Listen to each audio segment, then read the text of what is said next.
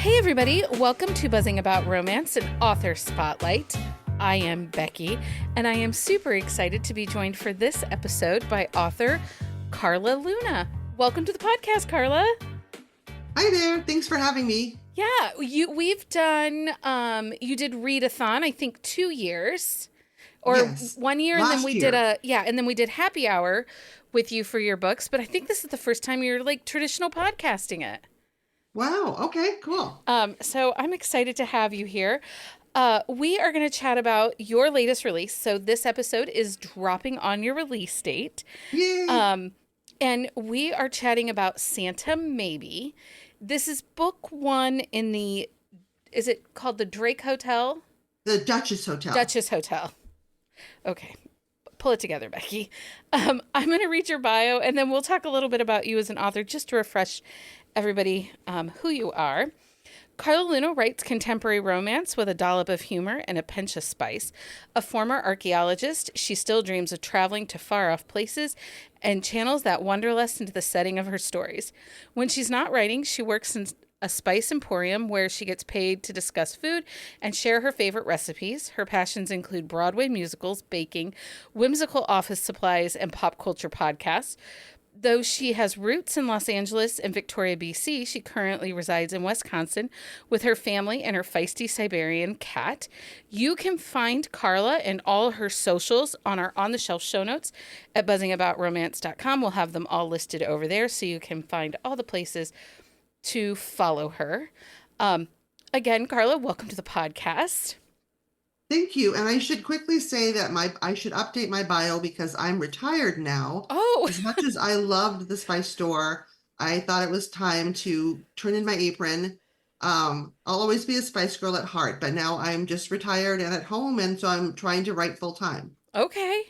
Well, and that's different, right? Because Mhm. to Yeah. now go and be writing full time after trying to do both, are you finding it easy to channel your focus on your writing, or are you easily distracted with all the things at home? I'm pretty easily distracted. I'm not as focused as I should be. And we had a lot of family issues this summer. We had some stuff that was not great. So a lot of my energy was there, but I was glad that I was able to channel my energy into that. And then we did a lot of little trips, a lot of family traveling. So I didn't focus that much, but I did manage to get this book ready to go. So that was good. That is good. You know what? I don't know what it was about 2024. We also had a really rough bit of a summer and family issues, and yeah, so I get it. And I think sometimes, for me, the evolution of my job and what I do within publishing, people are like, oh my God, you must love it. You love reading, and now you get to read and get paid for it. And I'm like, yeah, but then your job becomes your hobby, Mm-hmm. and you don't really have any boundaries then. And it Yeah, creates that is struggle. true. Because my husband will be like, it's Friday, woohoo. And I'll think, I should really be writing. Like, I Yeah. never really feel like I don't take days off when everybody else does. So I kind of, set a calendar for the week. And if I can get stuff done, then I can do something fun, like go to Aldi or, Yeah. go out for drinks with a friend. And I volunteer with our library. I'm on the board and I do a Fun. lot of stuff with them. So that's kind of a nice other thing that's reading focused, but it's not the same pressure as writing. Yeah. That's awesome. Okay, so in your bio, you mentioned that you are passionate about Broadway musicals. Yes. And I mean, it's everywhere right now. Are you planning to see the Wicked movie? Oh, of course. Yes. That was, I think, the first big one that I took my daughter to. We went to Chicago for like a girls' trip and we went and Yeah. saw it and it was incredible. I took my daughter to see it also, and obsessed, obsessed. Hmm. We actually, so I'm a bit of a passenger princess. I like my husband to drive me around Oh, me pretty too. much everywhere. And so Saturday morning, my daughter got out of bed early. Like, she's 19, college student. She does not touch the floor on a weekend before noon, right? But she actually got up at 9 o'clock and she's like, we're going to Starbucks today, right? And I was like, yeah, we're going, because we had to get some of the Wicked themed Starbucks Ooh, tumblers. I didn't know they had those. Oh, yeah. I bought three and I have my eyes on two Oh my others. gosh. Oh no, I didn't know about that. They have one that's like Emerald City themed. They had one that's Elphaba themed with like a straw capper that's the broom. Um, I got the Defying Gravity tumbler and it glows Oh in the wow. dark. Anyway, not that you need your water tumbler to glow, but I love Wicked. I love musicals. And if you think about, okay, so what is your favorite all time musical? This is not about writing, but we are going to get to Santa maybe, but I No, have a it's way. okay. Actually, it's really my taste change. Like there are ones that I love and go in and out of. My daughter was in Oliver 1 year with community theater. I used to drive her to Yeah. rehearsals and I have it memorized. And so I love that show because of that. And I always have loved the Artful Dodger because I love that kind sort of a morally gray character. Yeah. So I like that. I loved Hamilton. I thought that was amazing. Yeah. What other ones? There's one called Next to Normal I really love that is, was not as well known. I love that one. And my gateway musical was Jesus Christ Superstar. Okay. So I love that one. I was in Annie Get Your Gun, which Oh, does not fun. age well. Like now, not so great. That was my gateway, but the one musical that I will go to over and over again and sing all the songs is Anything Goes. Oh wow, I okay. love Anything Goes, but also I love musicals, period. Like give me some Hair, give me Oh yeah. Hello Dolly. Like I saw that our high school is doing Hello Dolly and I'm like, "Yes. I love that. I'm so excited." Um but one of Yeah. the One thing I was gonna say, so my husband and I, when we first got together, it was because a group of us went to see Les Mis in Mm, LA when it first started touring. And there was like 11 of us, and I made it so that we would sit next to each other. And then after that, he asked me out. So that musical is very nice. special. Well, so one of the things I often think about is sometimes I feel like the best romance novels kind of play out like a musical in the Yeah, story. Like we get these big sweeping emotions, these grand gestures, the small quiet solo moments. yeah. And like I think of how many times have authors rewritten like their version of Taming of the Shrew, which is Kiss Me Hmm. Kate, Yeah, right? And I think, I love those types of characters. I love those types of novels where she is big and loud and boisterous and he is, like trying to say, "No, you need to be in this box." And she's like, yeah. "No, I don't." But I love those. I don't know.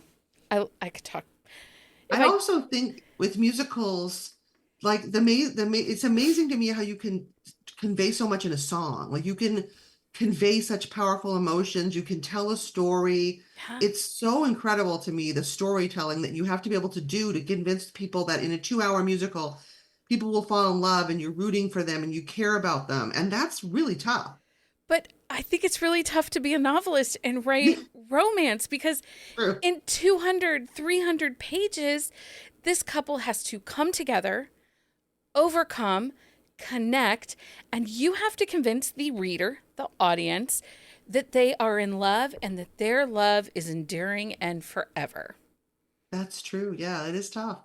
It's not easy. Like, we all heard the criticisms of romance, but really, there's magic on the pages that you can take two strangers or two people that are friends. So, like in Hmm. Santa, maybe our hero and our heroine are friends. They've been dancing around each other. And Right. in this short, I think your book is less than 300 pages. It's not It's long. a short one. Yeah, it's like 230 pages. So, in 230 pages, you take these friends who have been dancing around each other and they find this moment, they have this shared journey, they decide to help each other out and this big connection. And these two are together forever. Like Oh, you absolutely. put that Yes. last period on the book and you're like, yep, these people have an HEA. Yes. That's the way I feel about all my couples. Like I can imagine their lives in the future. Yeah. Well, and I'm an HEA girl. Oh, me too. I'm not an HFN. I mean, I get them and I don't hate them, but I just need solid confirmation that no matter what's going to happen, these people are together. And you do that and you convey it in a way. So is that hard for you to put those kind of intense emotions into the book? Because this is only 230 pages. It is friends to lovers, coworkers, fake dating. And you pack quite a punch in there with everything, particularly with our heroine Rosie.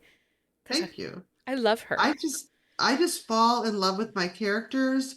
And someone was asking me about like writing characters. I was in a workshop and I said, when I start with them, they're kind of like paper dolls. They're kind of blank. And then I keep layering in stuff. And the more I revise and work on it, the deeper I get into their characters and what they're like as people and trying to imagine them in different situations. And it's sort of gradual. Like I don't create character sheets in the beginning. I have a basic idea of like who they are, what they do, their backgrounds. But the more I work with them and play with them and sort of play God with them, the more I get to know them, Yeah. which is really kind of fun. So Rosie is she's worked from basically the bottom of the ladder Hmm. and has worked up to the assistant general manager of the Duchess Hotel. Um, and she is hardworking. This series takes place in Vancouver. Victoria, Oh, British Victoria. Columbia, which is where I grew up. Okay. I wrote Vancouver. So, I just moved That's okay. It's locations. close. It's hard because Victoria is on Vancouver Island, but Vancouver is on the mainland. Mainland. Yeah. It's very confusing. Listen, it's Canadian, so it's always Yes. questionable, right? Yes. I'm just kidding. I love Canada. Um, okay, so we're talking about Santa Maybe. It comes out today, Mhm. November the 19th, 2024. It's a holiday romance, workplace romance, fake dating, friends to lovers. I'm moving forward because we got to spend some time on Rosie because I love her. Sure. And one of the things that I really like that you did here, so our hero's name is Drew, and he's a fitness guy, and he has his own swoony moments, but he's a golden retriever. Like he is the Oh yeah. goodest boy. He's such a good Yes, boy. absolutely. Um, and I really loved him, but what I really loved that you did, Rosie is hardworking. She is determined, but she's Hmm. not like the typical, like typically we'll see the good guy like that with like a black cat, like standoffish, a little less than lots of walls. Rosie's Hmm. not like that. She's a bit of a people pleaser. Oh, absolutely. That is that when people ask me what is she like, I say she's a people pleaser. Her parents, her friends, her work, that is absolutely her. It's her good quality and her weakness. Well, and she's an oldest child too, right? She's the oldest No, daughter, her brother's actually the but oldest, she's an and then oldest her and then daughter, her sister. but she's the oldest daughter. She is, yes. So she's the oldest daughter in a Latina family, a Latin Yes. family, and pressures. Like she takes on those oldest daughter pressures. And Hmm. I really love how, you know, she wants to be the peacemaker. She wants to make sure everybody is just okay and not rock the boat. Hmm. But you kind of secretly want to be like, come on, Rosie, just rock the boat. Like push it. Hmm. Just Yeah. make some noise, please. Yep. Stand up for yourself. Come on. Don't let this boss railroad over you. But she has to kind of go on that journey Yeah. of, finding worth in herself and what she needs. She also, her mother, which I loved her mother. Me too. Um, she's constantly trying to set her up on dates. Hmm. She just wants Rosie to be happy, to find Yes. someone to love and to love her. Um, Mom doesn't have a lot of boundaries. No, but that's not unusual. I was dying at this mom. I'm like, oh, okay, Yeah. okay. Yeah, Rosie is obviously a little older because, like, with my kids now, I would not even dream of like trying to play matchmaker with those Oh two. gosh, me neither. There's no way. They No, would no, eat me no. alive. Like, Yeah, no. they'd be like piranha sharks. Like, I would be chum. So what was your inspiration for Rosie? Like, And she has an amazing group of friends. I love writing. My sort of brand is destination romance, and I love writing about going places and traveling. So the first series I wrote was destination weddings, and then I did the archaeology ones. And then for the third series, I was trying to think of like how to tie everybody together. And I love the idea of found family. And I thought of like a hotel, and I was like, yeah, a hotel would be really fun. And I could set it in a place that I love that's very touristy. Victoria is very, very touristy. And I wanted it to be this group of women who are all trying really hard to succeed, and they have different challenges and stuff. And I kind of wanted her to be like kind of a little mother henish and a little bit like looking out for them, but also vulnerable too, because she's trying to figure out like her life and find love like anybody else. So I like the idea of a found family of 20 somethings. Yeah. Well, and because of Rosie's mom trying to set her up, she's dreading the coming holidays. Yes. And so she convinces Drew to attend a couple of family events with her. They're going to fake date.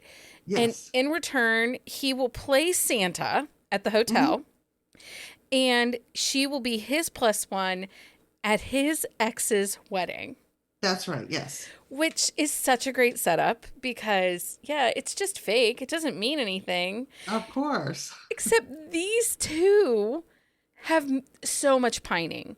Like, Oh my gosh. I we know. are in a pine tree Yes. forest with these two. Oh yeah. Like, so is that fun to write? Because I think it is the second book. Is it Tour Wars where they had some mutual pining between the two of them? Troy Story had a lot. So that Toy was my Story. one in Turkey. That was Friends to Lovers. I find Yeah. with Friends to Lovers, there's a lot of that. Yeah. And in that one, they both had a lot of pining. Tour Wars, they start out as rivals, so there was some, but not as much. So I do love that. I love it when you've got two people who are really right for each other, but they've built up all these reasons why it shouldn't work or why they shouldn't be in a relationship, but they just want the other person so bad. They do. What so Friends to Lovers, I think is one of the hardest tropes to actually write well. I think people think it's easy, but you have to prove that there was something why they weren't together. You know, Yes. that missed opportunity, not the right time, not the right place. Um, so do you find Friends to Lovers to be easy to write, or is it difficult for you to write? I think it's tricky. I think, well, honestly, I think a lot of tropes are hard. I love Second Chance and Friends to Lovers, and they're both tricky because I think with Friends to Lovers, the big question is, well, why aren't they together? What was stopping them? And in a lot of cases, and I hate to fall back on the evil ex trope, there's often an ex involved, someone that they were involved with that was one of them. Maybe like one of the people was involved with someone that was kind of with the person that was taking them away and making it impossible for them to be with this person that they always really wanted.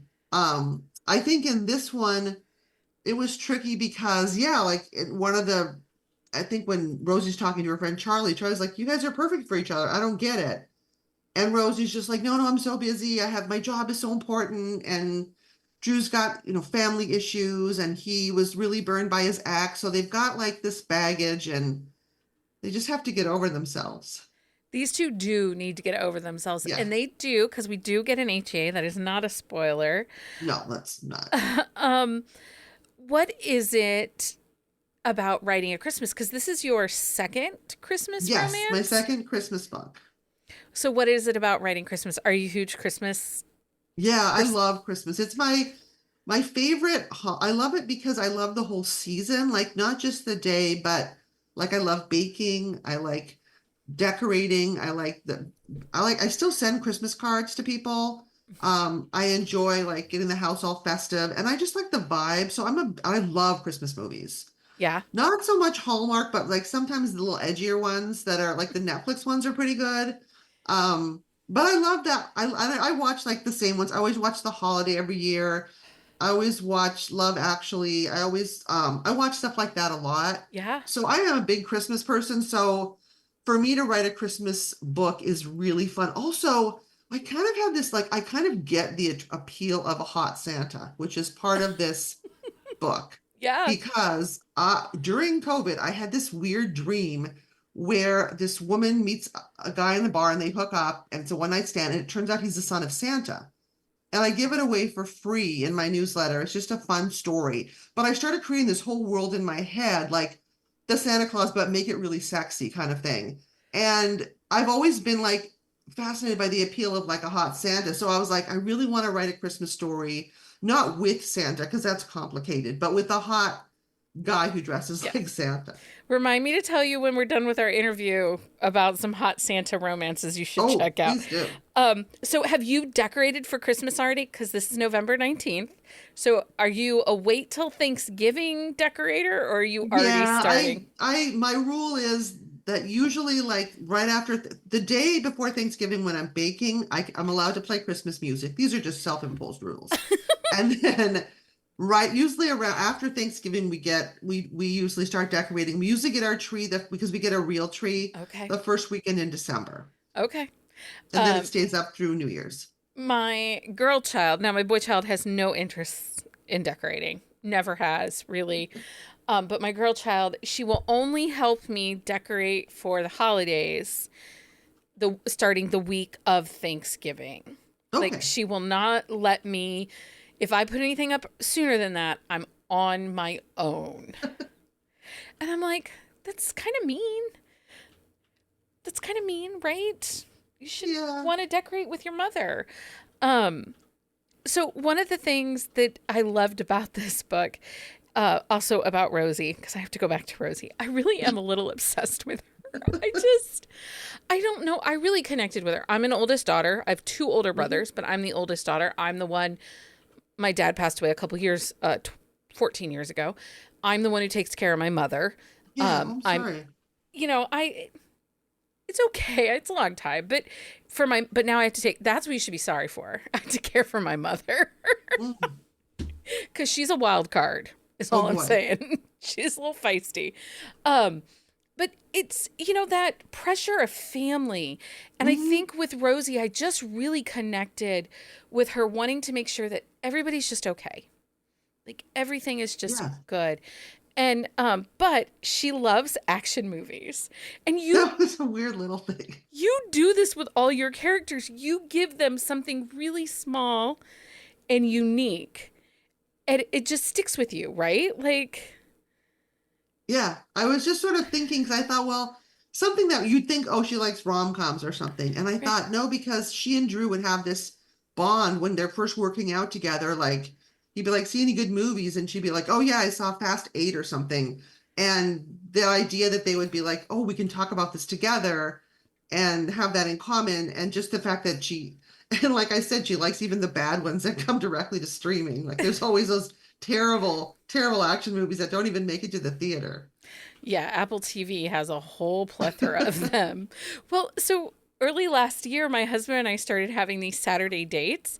We'd Mhm. buy a Lego kit that we wanted to put Mm. together, and we would watch funny movies or bad action movies Yeah. on streaming while we put together the Lego kit Oh, I together. love that. And it was just fun because he loves Legos and stuff like that. And we got to watch some really bad movies. So I can tell you what streaming services have all the bad movies.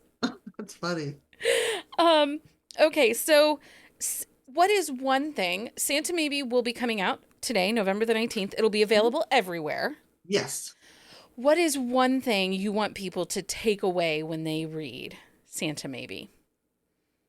That's tough. I guess I just want them to enjoy this sort of fun escape. Like it's a Christmas read, it's quick, it's kind of like a nice palate cleanser. Like if you just want to think about Christmas and Santa and holidays, but it's got a little depth to it because you've got two characters with baggage.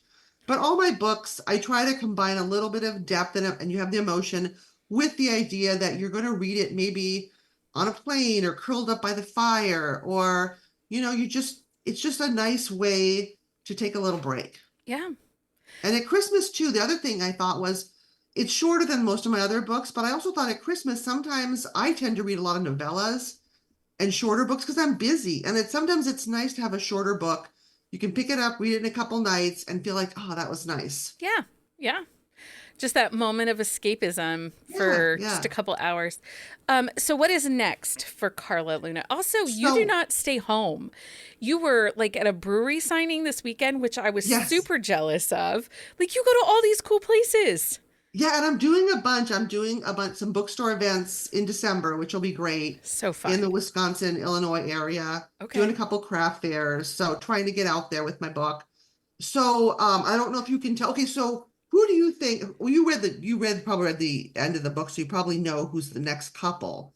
But so the next couple is going to be Charlie, who is the front office, the very bubbly front office manager, Yes. and Knox, who is the grumpy bartender with, I've got to figure out his backstory because he's got major issues and stuff going on. But so it's going to be theirs. It's going to be fall/Halloween. Okay. And one thing I'd love to bring into it, and I haven't figured out how, is that Victoria is known for supernatural stuff. Oh yeah. There was this great wild book called Michelle Remembers that came out in the 90s. And if you Google it, you'll be like, whoa, about satanic cults and all kinds of stuff that Yeah. happened. And it was all debunked. But Victoria has a history of like witchcraft and supernatural, has this cool cemetery. Like there's a lot of that. And I don't want to write a paranormal, but just the fact that Victoria is like that, I think Preston, our boss, is going to be like, well, I want us to lean hard into being spooky and Yeah. Halloweeny. And so They my plan should is, do like Supernatural, the TV show. My girl child is obsessed with that show. Like she oh, watches it nonstop. She yeah, streams it constantly. You should do like supernatural convention at the hotel that would be fun. Yeah, I because haven't that figured it fandom's out, but I know it's going to crazy. be, that would be really cool. Some kind of convention. Yeah. Something fall, Halloween theme. My goal is to have it out in August because I'm doing Romance Con in September. And so I'd like to have it ready Okay, for then.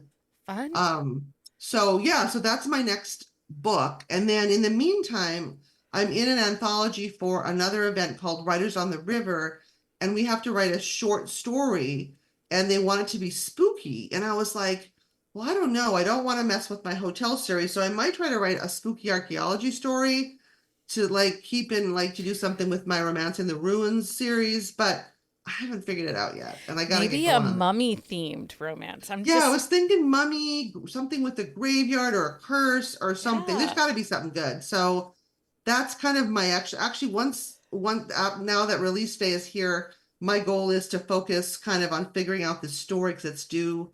I think it's due at the end of January. okay. Okay, so you got deadlines looming. Yes, yeah. Okay, everybody, make sure you pick up Santa Maybe. It is a delightful Christmas read. It'll be available on all retailers. Carla, thank you so much for hanging out with me. Oh, you're welcome. It was very fun. Until next time, everybody, happy reading. Find us on Instagram at Buzzing About Romance or on Twitter at Buzzing Romance.